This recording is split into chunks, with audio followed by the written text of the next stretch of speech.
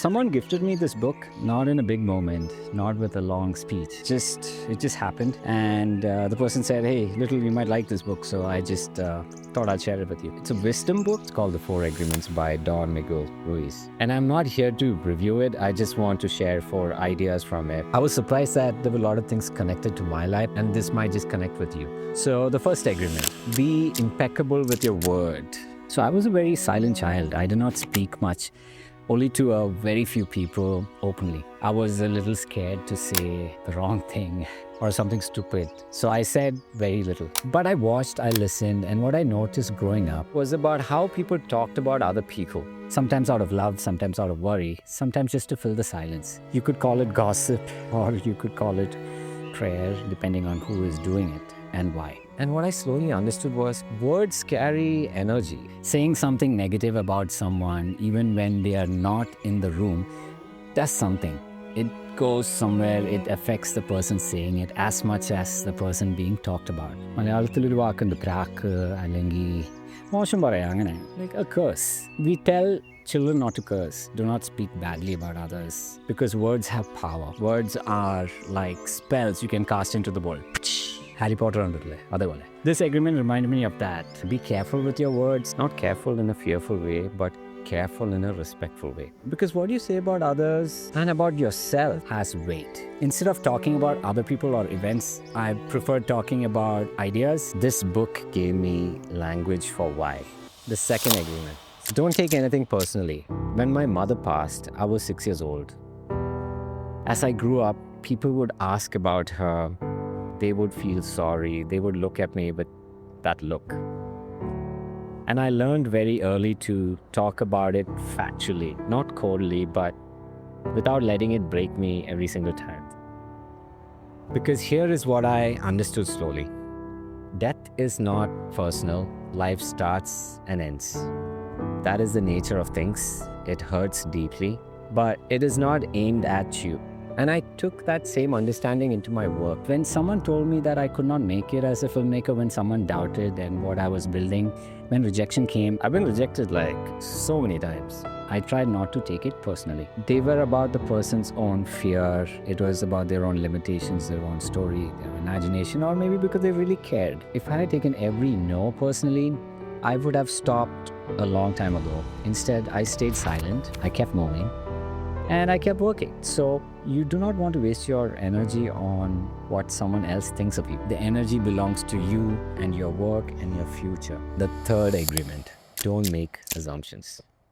So I grew up with very few expectations about my future as a child.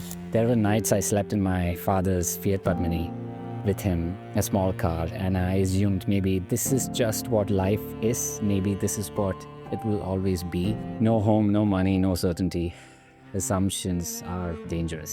Assumptions are really dangerous. Not just about other people's lives, but about your own. Later, when I came to America, I worked in construction. It was a hard time. I did not assume that meant anything permanent about who I was or where I was going. I just kept moving through it, learning. And ജീവിതം എപ്പോഴും മാറിക്കൊണ്ടിരിക്കുമല്ലോ. So things change all the time. Things change always for better and for worse. And the moment you assume you know how things will turn out, you close the door that was still open. It's like how Socrates said, the only true wisdom is in knowing you know nothing.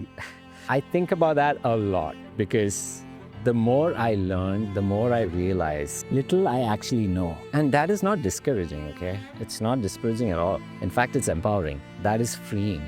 It means there is always more, always another possibility that you have not seen yet. Do not assume, stay open. Finally, the fourth agreement, always do your best. Always do your best. I once traveled across India shooting a project, back-to-back, tight deadlines, and in the middle of it, I fell sick. Hurt my back badly, and then one morning I woke up and I could not walk, completely paralyzed. My crew panicked. I remember lying there thinking, is this it?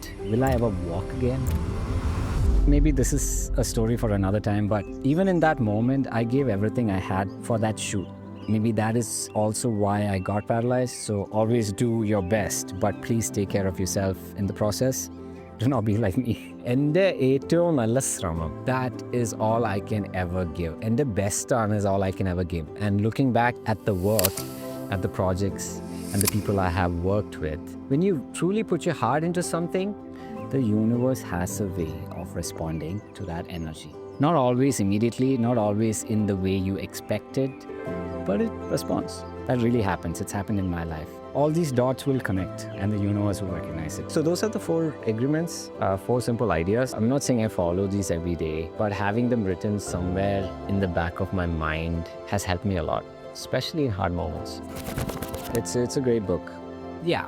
So, a book like this coming back and reminding me all these things of my past, and I like coming and sharing all of this to all of you. Now, when I think about it, I do want to ask you, out of these 4, be impeccable with your word, do not take anything personally, do not make assumptions, always do your best. Out of these 4, which one do you connect the most with? Which one that you think is the most important, and which one is the one that you practice the most? Which one is the hardest for you right now?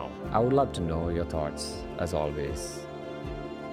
Just leave it in the comments and I'll get to know where you come from in your life, and I can also learn from you.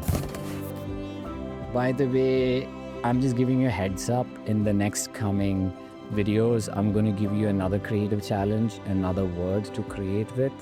So keep a lookout for it next week so that you can plan and create and send it to me and I can watch what you make.